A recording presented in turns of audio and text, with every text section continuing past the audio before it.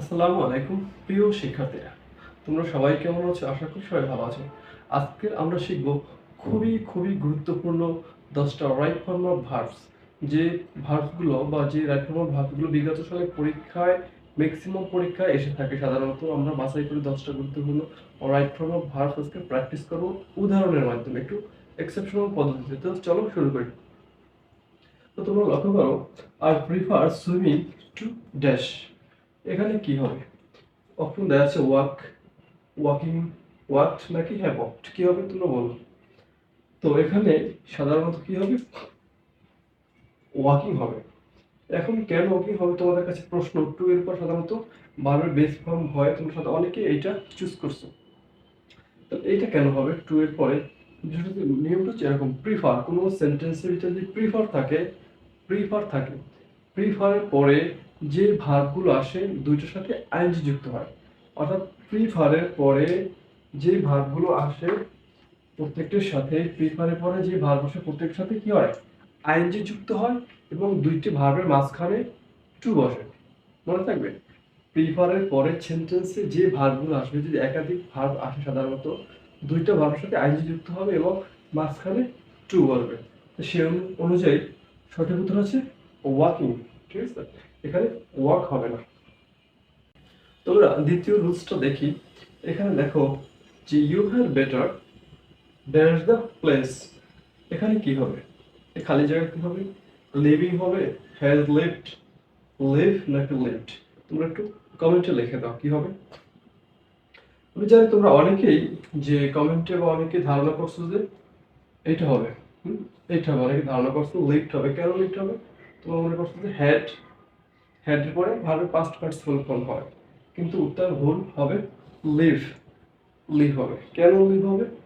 যদি কোনো সেন্টেন্সে হ্যাড বেটার থাকে, তবে এরপরে ভার্বের বেস ফর্ম বসে, ঠিক আছে, বা ভার্ব অন বসে।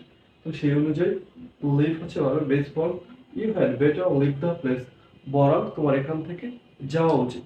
ওকে, তো এবার আমরা তৃতীয় রুলসটি দেখি। কি লেখা আছে? It's high time dash your medicine. It's high time, এটি উপযুক্ত সময় ড্যাশ ইউর মেডিসিন, তোমার ঔষধ নেয়। তাহলে এখানে কি হবে? এই শূন্যস্থান কি হবে তোমরা একটু লক্ষ্য করো, কি হবে বলো। এখানে কি টু টেক হবে, নাকি টেকড হবে, নাকি টেকিং, নাকি শুড টেক? কোনটা হবে তোমরা কমেন্টে লিখে দাও। তোমরা অনেকেই লিখছো হয়তোবা, অনেকে এটা লিখছো, অনেকে হয়তোবা শুড টেক লিখছো, অনেকে এটা লিখছো, অনেকে শুড টেক। আর যারা জানো তারা তো লিখছো সঠিকটা, যে এটা তোমার উচিত, মেডিসিন নেওয়া উচিত, উচিত অর্থে শুড টেক। কিন্তু সঠিক উত্তর হবে টু টেক, টু টেক হবে। কেন? ইটস হাই টাইম, লক্ষ্য করো ইটস হাই টাইমের পরে সাধারণত যদি কোনো সাবজেক্ট না থাকে, ইটস হাই টাইমের পরে যদি কোনো সাবজেক্ট না থাকে, তবে ইনফিনিটিভ টু প্লাস ভার্বের বেস ফর্ম বসে। তো ইটস হাই টাইমের পরে কোনো সাবজেক্ট নাই, তাহলে কি হচ্ছে? It's high time to to take your medicine, এটাই উপযুক্ত সময় তোমার ওষুধ নেওয়া। It's high time to give up smoking. It's high time to give up your bad companion. ঠিক আছে, অর্থাৎ টু গিভ আপ হবে। তাহলে টু প্লাস আর বেস হবে। এখন আরেকটা জিনিস লক্ষ্য করবে, এখানে এইটার উপর ভিত্তি করে আরেকটা রুলস আছে। রুলসটা কি? যদি এই যে ইউটিস হাই টাইমের পর সাবজেক্ট থাকে, it's high time you, you থাকে, ইউ এর পর যদি খালি ঘর থাকে, it's high time you dash your medicine. এখানে কি হবে? যদি এখানে ইউ থাকে তবে এটা নয়, তবে ইউ থাকলে ভার্বের পাস্ট ফর্ম হয়, ইউ থাকলে ভার্বের পাস্ট ফর্ম হয়, তাহলে এটা হবে, এটা হবে। তাহলে তোমরা মনে রাখবা, ইটস হাই টাইমের পর যদি সাবজেক্ট থাকে তাহলে ভার্বের পাস্ট ফর্ম হবে it's high time you take your medicine. আর যদি কোনো সাবজেক্ট না থাকে তাহলে কি হবে? এটা হবে। সাবজেক্ট না থাকলে টু প্লাস ভার্বের বেস ফর্ম। মনে রাখবে, খুবই গুরুত্বপূর্ণ এগুলো, পরীক্ষা প্রায় আসে, তোমরা লক্ষ্য করেছো অনেকে। চতুর্থ নম্বর হচ্ছে দেখি, আই গট হিম ড্যাশ। এটা প্রায় পরীক্ষা আসে। I got him dash to sleep, sleeping, slipped, have slipped. I got হিম কি হবে এরপরে? তোমরা একটু কমেন্ট লিখে দাও কি হবে। টু স্লিপ হবে, স্লিপিং, স্লিপড, হ্যাভ স্লিপড। অনেকেই বলবা যে হ্যাভ স্লিপড হবে, আবার অনেকে বলছে স্লিপড, আবার অনেকে বলছে টু স্লিপ। তো সঠিক উত্তর হবে টু স্লিপ।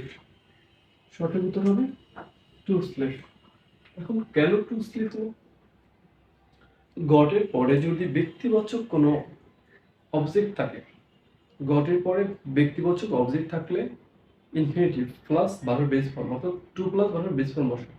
তাহলে গটের পরে কি আছে? ব্যক্তিবাচক অবজেক্ট আছে। লক্ষ্য করবা ব্যক্তিবাচক অবজেক্ট হিম, তাহলে ব্যক্তিবাচক অবজেক্ট থাকার কারণে ইনফিনিট বসছে, অর্থাৎ ইনফিনিটিভ বসছে টু প্লাস ভার্বের base form to sleep. I got him to sleep. তোমরা অনেকে এটা ভুল করো, অনেকে ভার্বের পাস্ট পার্টিসিপল দাও, স্লিপ দিয়ে থাকো। এটা অনেকেই তোমরা দাও, এটা অনেকে স্লিপ দাও, কিন্তু হবে কি টু স্লিপ হবে।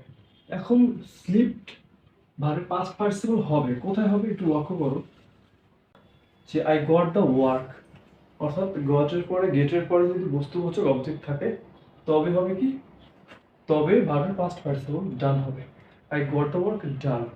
আর যদি কোনো ব্যক্তিবাচক অবজেক্ট থাকে আই গট হিম, তাহলে হবে কি ভার্বের টু প্লাস ভার্বের বেস ফর্ম, মনে থাকবে। অর্থাৎ যদি ব্যক্তিবাচক অবজেক্ট হয় গেটের পরে তবে টু প্লাস ভার্বের বেস ফর্ম অর্থাৎ ইনফিনিটিভ। আর যদি বস্তুবাচক অবজেক্ট হয় তবে ভার্বের past participle I got the work done. Okay. তো আরেকটা দেখো তোমরা, যে I look forward to dash you soon. I look forward to dash you soon, এখানে কি হবে? খালি করে লুক ফরওয়ার্ড টু এর পর ড্যাশ ইউ সুন কি হবে? সিইং, সি, টু সি নাকি টু সিইং, কোনটা হবে? তোমরা একটু কমেন্টে লিখে দাও। আমি জানি তোমরা অনেকেই ধারণা করছো যে লুক ফরওয়ার্ড টু সি হবে, হ্যাঁ অনেকে লেখছো সি হবে, কারণ টু এর পরে ভার্বের বেস ফর্ম বসে, এটা অনেকে লেখছো। আবার অনেকে সিং লেখছো, অনেকে টু সিং লেখছো, কিন্তু সাধারণত এই দুটো বেশি, অনেকেই বেশি লেখছো টু সি অথবা সিং, কিন্তু সঠিক উত্তর হবে সি। কারণ to look forward, look forward এইটার পরে সাধারণত প্রিপোজিশনাল ফ্রেজ, এটার পরে সাধারণত ভার্বের সাথে আইএনজি যুক্ত হয়। I look forward to seeing you soon, আমি তোমাকে দেখার অপেক্ষায় আছি বা দেখার আগ্রহে তাকিয়ে আছি। আই লুক ফরওয়ার্ড টু, এরপরে ভার্বের বেস ফর্ম নয়, ভার্বের সাথে আইএনজি হয়, লুক ফরওয়ার্ড টু সিইং। ঠিক আছে, এই হচ্ছে গিয়া আজকে খুবই গুরুত্বপূর্ণ পরীক্ষা আসার মতন 5টা প্রিপজিশন, যেগুলো তোমরা প্রায় পরীক্ষায় পেয়ে থাকবে। এরকম আরো গুরুত্বপূর্ণ ভিডিও পাওয়ার জন্য তোমরা আমার সাথে থাকবে, লাইক করে কমেন্ট করে তোমাদের মতামত জানাবে। ভালো থাকবে, আল্লাহ হাফেজ।